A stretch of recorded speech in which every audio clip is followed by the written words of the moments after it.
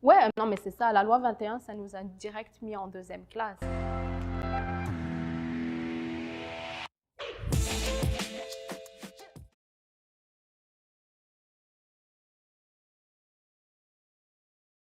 La loi 21, ça implique discrimination, surtout de populations qui sont déjà marginalisées dans la société, et surtout des femmes musulmanes.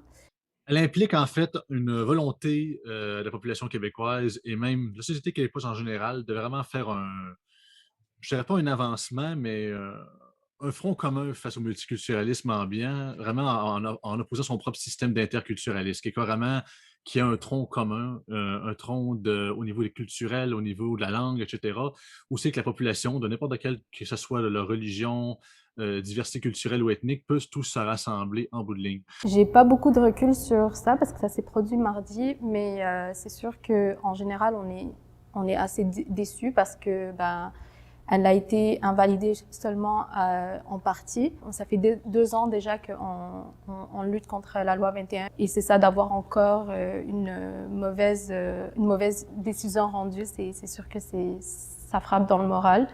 Il y a quand même une part qui donne espoir par rapport au jugement. Par rapport à la décision de la Cour supérieure du Québec qu'on a eue cette semaine, moi, je trouve que c'est un scandale pur et simple. Je trouve vraiment que c'est mettre deux catégories de citoyens dans deux situations complètement différentes.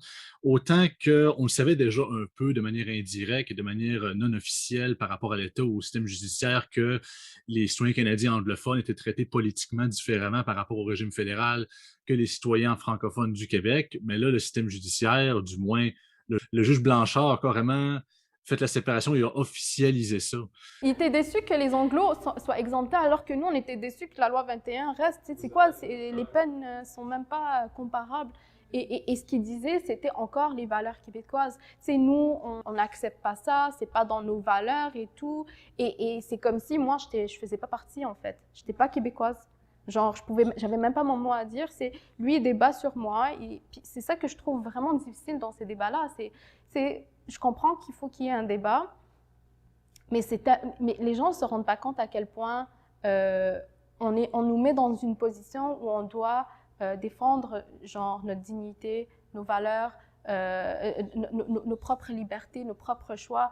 Nour Farhat, qui est une avocate qui est elle-même sur le dossier contre la loi 21, elle a écrit en fait quelques passages qui montrent clairement la position du juge qui est vraiment défavorable contre la loi 21.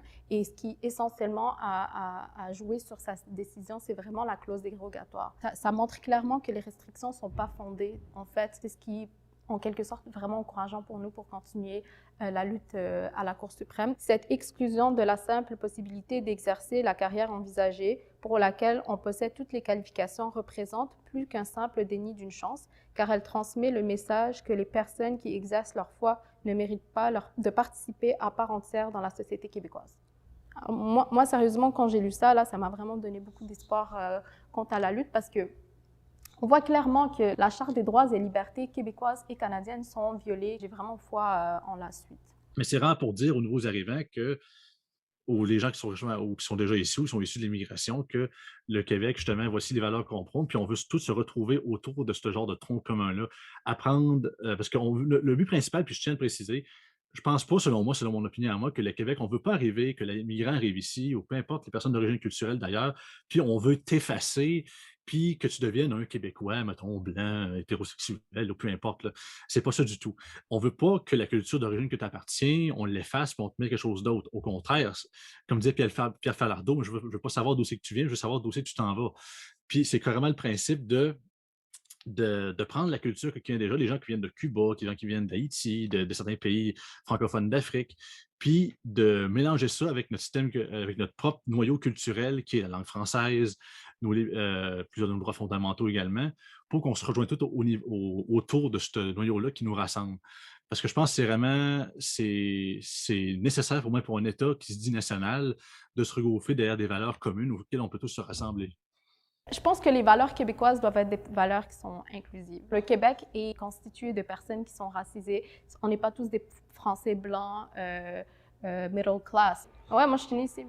Si on commence à avoir ce discours-là que c'est pas des valeurs québécoises, c'est en quelque sorte comme si Les personnes blanches, françaises, de middle class, ont une conversation sur ce qui constitue les valeurs, et par la suite, on détermine qui respecte ces valeurs, qui ne respecte pas ces valeurs. Ces conversations-là doivent être discutées genre, avec l'ensemble des Québécoises et Québécois.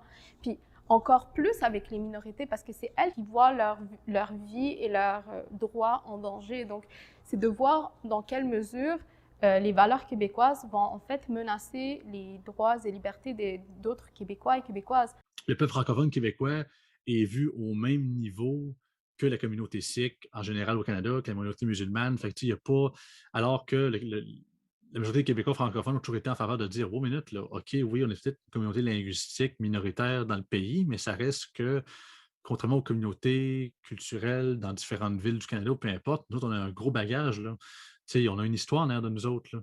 Puis je dis pas que les communautés culturelles n'ont pas d'histoire, c'est juste que c'est le principe qu'on est là depuis 400 ans, on est les seuls à parler français en Amérique, on a nos propres manières de penser, manières d'agir, nos propres mœurs, nos propres cultures. On avait notre propre religion, parce que la majorité du Canada était protestant à une certaine époque, on était catholique. C'est plus nécessairement le cas aujourd'hui. Mais je pense que c'est réellement le principe de dire qu'on a un système, on veut présenter notre État comme étant un État interculturel, avec un principe de laïcité de l'État, qui rentre en conflit de facto avec le multiculturalisme canadien, mais c'est quand même pour prouver au gouvernement fédéral, à l'État canadien en général, qu'on souhaite se revendiquer de notre propre système de culture nationale qu'on veut s'implanter ici au Québec, puis on invite les gens à y adhérer. Mais c'est ça, on a des conditions, comme n'importe quel autre pays démocratique, qui ont certaines conditions pour les nouveaux arrivants qui arrivent ici. La laïcité, selon moi, c'est vraiment un principe d'égalité entre les religions, entre l'État et ses citoyens. Selon moi, c'est vraiment un principe de neutralité, vraiment qui est un désir collectif.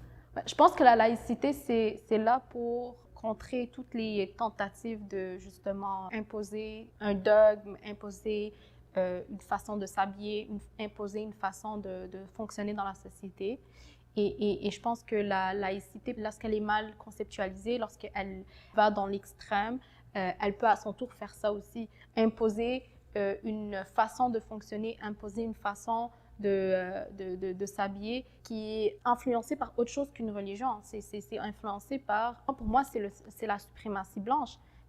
Euh, dans le monde dans lequel on vit, la blanchité, c'est la norme. On doit tous s'adapter et s'ajuster à cette norme-là. Et quand moi je dis que j'ai envie de couvrir ma tête, mes cheveux, je ne réponds pas à cette norme-là. Il y a tellement eu de génocides de cultures, il y a tellement de cultures qui ont été effacées, qui ont été complètement anéanties parce que la suprématie blanche avait besoin que sa culture soit celle qui est dominante. Je pense que c'est ça, c'est ce que la laïcité fait en ce moment. Moi, le principe qu'on a de majorité blanche, quand j'entends ça, puis autant que je comprends peut-être un peu le côté derrière tout ça, mais moi, je sursaute. Et non pas parce que je suis, tu sais, oui, je suis blanc, tu sais, je sais pas, j'ai deux yeux, etc. Mais c'est carrément le principe de OK, fait que si on prend le principe de majorité blanche, alors ça veut dire qu'on tous les blancs pensent tous pareil. Si tu veux exercer ta profession, du moins au Québec, dans le système public, sachant que tu es un représentant de l'État et que l'État est carrément neutre. Et c'est justement le principe de la laïcité n'est pas nécessairement de devoir dénigrer les religions. C'est justement d'être égal envers chacune d'entre elles. Parce que les gens, mettons, qui porteraient des symboles religieux et ça verrait, par exemple, des gens d'autres religions, face à cette personne-là, peut-être que ça ne serait pas 100% égal pour dire, OK, on a participé à certaines cultures et pas à la moyenne, alors que c'est complètement faux. Le principe, c'est justement pour que l'État soit neutre envers tout le monde, envers les athées, les chrétiens, les religieux, les juifs, nanana, pour monter une pure et simple neutralité, au moins pour les gens en principe d'autorité. Le problème en ce moment, c'est que le groupe dominant impose les notions et les notions qu'on utilise pour avoir un débat. Et là, on utilise neutralité, laïcité, l'égalité homme-femme et on nous met dans l'autre versant. Alors que la neutralité, c'est quoi? C'est la normativité, c'est la norme blanche. La laïcité, c'est quoi? Ben, c'est d'imposer à ce qu'on s'adapte et qu'on s'inscrit dans cette norme-là. L'égalité homme-femme, c'est l'agentivité, de dire que faire le choix de porter le voile, c'est un choix sexiste ou c'est un choix qui contre le féminisme. Ben moi, tu sais, moi j'emmerde ce féminisme-là. Moi, mon féminisme, il est décolonial, antiraciste. Tandis que le Québec, autant que c'est un des peuples les plus religieux en matière de catholique, et au-dessus de 100 ans de ça, depuis la Révolution tranquille, a fait, sur le principe de plusieurs générations, une séparation complète de sa population du religieux. Pas nécessairement qu'on renie notre passé catholique, où les gens ne vont pas à l'église, on ne veut pas que les gens, mettons, aillent dans leur synagogue, dans leur mosquée. aucunement. C'est des droits fondamentaux qu'il faut respecter, la liberté de la religion. Mais en ce qui a trait à l'État québécois, les Québécois souhaitent une réelle séparation de l'État et de la religion, un peu comme à la française, mais très, très, très minimaliste. Il doit y avoir une introspection par rapport à nos valeurs québécoises, parce que nos valeurs québécoises, c'est pas d'attaquer les minorités. Nos valeurs québécoises, c'est de séparer le religieux de l'État, puis de pas faire en sorte que la religion soit restrictive. Mais là, maintenant, ce qui est restrictif, c'est les lois liberticides. C'est la laïcité qui est hyper fermée. Comment ça a été pensé au départ dans la société québécoise, c'est une laïcité qui ouvre les libertés. Il doit y avoir un gros travail d'introspection pour revoir à quel point on a travesti là, les notions et les valeurs québécoises qu'au départ ont permis au Québec et aux Canadiens français de s'épanouir, d'aller justement d'évoluer. Et c'est pas pour rien que, je veux dire, la Charte des droits et libertés québécoises est apparue avant la Charte des libertés et droits et libertés canadiennes. C'est parce qu'il y avait vraiment un désir intense de promouvoir ces droits-là, de les protéger, etc. Et là, ce qui se passe maintenant, c'est complètement le contraire. C'est grâce à un certain tronc commun que certain vraiment des idées et des cultures communes, justement, reliées, comme je l'ai dit, dans la langue, la culture et tout ça, que ça permet aux civilisations de s'unir. Parce que, tu sais, on s'entend, je souhaiterais être noir, je ne pourrais pas, du moins pas physiquement, mais on peut tout être français, on peut tout être québécois, on peut tout être américain si on le souhaite. Et c'est ça qui est le fun avec la culture, c'est que ça transcende tout le côté ethnique, racial, culturel et tout. Fait que c'est ça que je trouve qui rassemble, puis c'est le principe d'interculturalité que le Québec souhaite rassembler en bout de ligne. Avec la loi 21, on est à un autre niveau de racisme systémique où c'est complètement genre explicite, c'est inscrit dans les lois. Ce qui fait en sorte que le go ne reconnaisse pas le racisme systémique, qui se dit « Ah, mais c'est où dans les lois, on ne le voit pas ». Mais le racisme systémique, c'est une notion qui dit que c'est le statu quo qui fait en sorte que les personnes sont racistes. C'est que les lois, dès le départ, ont été pensées pour la majorité, ont été pensées pour les personnes blanches et ça ne prend pas en compte des réalités des personnes racisées. Puis ça, c'est notre cas. Tu sais. Le port du voile, c'est un phénomène qui est assez récent au Québec. Moi, je suis québécoise de deuxième génération. La présence musulmane augmente. Bon, on n'est pas en train d'envahir, comme c'est dit dans les discours, etc. Mais il y a une présence qui augmente, ça c'est sûr, parce qu'il y a une deuxième génération qui arrive, qui veut assumer sa culture. C'est sa culture d'origine et sa culture québécoise en même temps, et qui ne voit pas nécessairement une incompatibilité entre porter le voile vivre pleinement au Québec. Est-ce qu'on va perdre certaines personnes? Je crois que oui. Pour les commissions scolaires anglophones, pas mal plus. Je pense pas que. On les perd, mais on les perd pas. Dans le sens que s'ils vont aller enseigner à English Montreal, techniquement, on les perd pas parce qu'ils font encore partie du système québécois. Mais est-ce qu'on les perd pour les institutions, les écoles anglophones? On va peut-être en perdre certains, mais je pense que la grande majorité des gens vont s'y adhérer sans problème, selon moi. Surtout, en plus, la majorité des gens qui ont déjà leur symbole ostentatoire dans le système public, qui sont déjà enseignants présentement, ils ont leur clause grand-père, donc leurs symboles vont pouvoir les conserver. Fait qu'au moins, on a au moins offert ça pour éviter que ça fasse justement d'autres clivages, d'autres euh, colères, d'autres, faut dire, conflits. Ouais, c'est déjà le cas. Il y a des femmes musulmanes qui ont quitté le Québec tu sais, genre quand tu as étudié pendant 5 ans de ta vie, puis tu arrives au moment où la loi est adoptée, ben, puis genre tu n'as pas de job, tu as pris du temps pour étudier, tu as changé beaucoup de programmes et tout. C'était le cas pour quelques femmes. Et ben ouais, tu te casses à Toronto, en Ontario. Autant le côté multiculturel souhaite à déconstruire les États nationaux pour dire que c'est ça, soit ils sont supposément intolérants ou peu importe tout ça, sous le principe de démocratie, mais ils n'ont pas oublié que ce tronc commun-là, ce côté national-là, c'est ça qui permet à la démocratie de survivre au dernier siècle dernier. Je reconnais, par exemple, l'oppression qu'ont pu vivre les Canadiens français. Je reconnais que l'Église a fait en sorte que les femmes québécoises, canadiennes, françaises se sont retrouvées, étaient des citoyennes de seconde zone. Je comprends tout ça.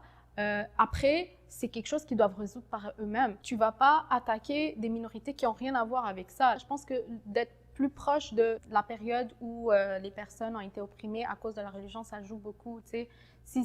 C'est comme en quelque sorte un trauma qu'ils portent. Quand tu portes un trauma, tu n'es plus capable de vraiment distinguer les choses. Souvent, ben, quand un groupe est opprimé, va à son tour opprimer d'autres groupes qui sont plus vulnérables.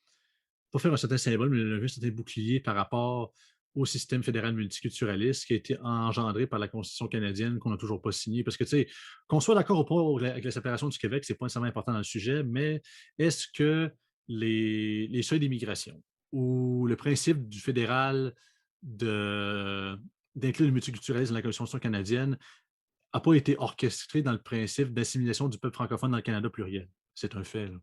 Selon moi, c'est carrément un fait. Puis c'est pas nécessairement la faute. C'est pas. C'est l'État que, moi, je, suis contre je pointe l'État canadien, l'État fédéral du doigt là-dessus, mais je pointe pas les gens issus de l'immigration. Je pense pas que ces gens-là arrivent dans le pays où ils sont nés ici, issus des gens issus des communautés racisées ou peu importe, puis ils se disent on va conquérir les francophones. Non, non, c'est absolument pas ça. Ces gens-là vivent leur propre vie. C'est juste que c'est un effet secondaire qui arrive malgré tout. Les termes du débat, ça joue beaucoup sur le débat en tant que tel. Euh, Parce que pour les chrétiens, les chrétiennes, ça va être OK, bah, c'est juste dissimuler ta croix et tout est correct. Pour moi, il n'y a pas un truc que je peux dissimuler. Et en même temps, je ne suis pas en train de dire que je suis musulmane en portant le voile. Je n'ai pas cette intention derrière la tête à chaque matin quand je m'habille, quand je porte mon pantalon puis je porte mon voile juste après. Ce n'est pas cette intention-là que j'ai envie d'apporter. De dire que c'est un symbole de l'islamisme, c'est de ne pas comprendre les musulmanes, de ne pas les côtoyer, de même pas savoir pourquoi elles le portent. Et en même temps, je vois cette question être répétée 1 million de fois. Pourquoi tu portes le voile? Pourquoi tu portes le voile? Tu peux aller sur YouTube, tu vas voir des vidéos sur des femmes qui vont exprimer différemment de la manière de comment elles portent le voile. De penser qu'il y a une seule raison pour laquelle on le porte, et de penser que cette raison-là, c'est pour afficher son identité religieuse, c'est absurde. Ça se voit que tu ne côtoies pas des femmes musulmanes, là, tout simplement. On me dit que mon voile, c'est un symbole religieux. C'est pas un symbole religieux, c'est ma manière de me vêtir. Combien de femmes musulmanes disent que c'est mon identité? C'est vrai que c'est un facteur identitaire, mais pour moi, c'est encore plus une manière de m'habiller. Je suis juste pas à l'aise d'enlever mon voile. Je suis juste pas à l'aise de montrer cette partie de mon corps. Est-ce que j'ai le droit? Puis c'est tough de légiférer sur ce côté-là. Puis je suis 100% d'accord avec toi que c'est marcher sur des yeux à plusieurs égards. À un moment donné, il faut qu'une ligne qui puisse être tracée, surtout pour venir au cadre que je parlais, le cadre québécois, ou du moins j'appelle ça le tronc commun, que nous autres, je comprends que dans certains pays, certains symboles religieux sont acceptés, de ci, de ça, mais dans notre état à nous, c'est comme ça qu'on le perçoit et c'est ça qu'on vous demande. Pour les gens justement qui travaillent au niveau de l'État. La loi 21 représente d'une façon très minimale, je tiens à le dire, une certaine déclaration, un certain nationalisme, je pourrais dire, le plus minimal possible, mais c'est ça, c'était à prévoir que le gouvernement fédéral allait s'y opposer. C'est d'ailleurs pourquoi la clause dérogatoire avait été employée par le gouvernement Legault en 2019. Et c'est pour ça qu'ils nous disent, ouais, pourquoi vous embarquez pas avec nous dans le projet indépendantiste. Genre, même ceux qui sont genre, avec nous contre la loi 21, mais on est comme, mais on va être bloqué ici, genre, on va vivre encore plus de racisme. Tu sais, lui, il a sorti sa clause dérogatoire. Après, quand le Québec devient indépendant, c'est fini. Il n'y a même pas de clause dérogatoire. Il fait ce qu'il veut. Pas de limite. On est hyper menacé par le projet indépendantiste, là, puis les gens ne comprennent pas.